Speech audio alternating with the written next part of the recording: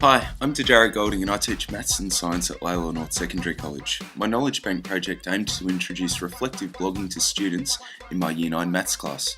My project's aim was to create a showcase that would show maths teachers how blogs can be a powerful tool for assessing working mathematically, as well as incorporating literacy strategies and ICT into the classroom. My students were expected to document their learning and use hands-on maths activities in their blogs. Part of creating this learning community involved other students in the class commenting on what each other had written. I actually found the students' comments more interesting than the posts themselves. Some students were more engaged in the classwork and hands-on tasks. The biggest overall impact was on the students whose AIM data was lower than expected. Their attitude towards learning improved, they became more interested in the work and commented on other students the most. One of the most frustrating aspects of my project was the reliability of our school's network. Our school changed ISP during the project and most of the students lost their email addresses and their usernames and password. Another frustrating part was my students wanted to interact with the back end of WordPress, which I used for my blogging interface, with the same usability and ease that they are familiar with MySpace, Facebook or Bebo. My highlight involved seeing where my students could use blogging incorporated into their learning. Some students wanted to present other pieces of work for other classes in their blog. One student, who was a Flash addict, decided to pimp his blog site by posting his Flash animations.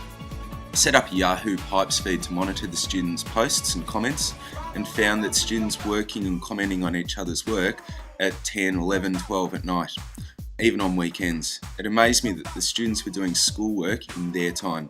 The media lately has been awash with child psychologists lamenting kids' lost childhoods on the internet and kids always being reachable.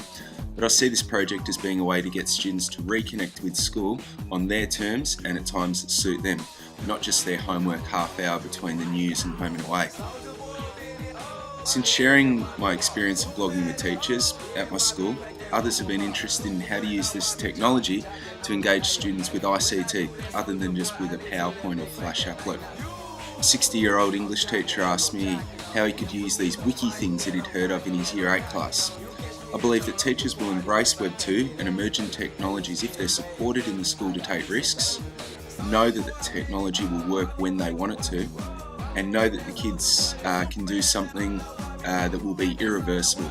The biggest barrier that I've come across is a lot of older teachers are scared that they or their students will break or wreck something. I believe technology has got to the point now where it's highly forgiving, but I'm not sure if a lot of educational users are. I've really enjoyed my Knowledge Bank Next Generation project and I wish you all the best for your project in the future.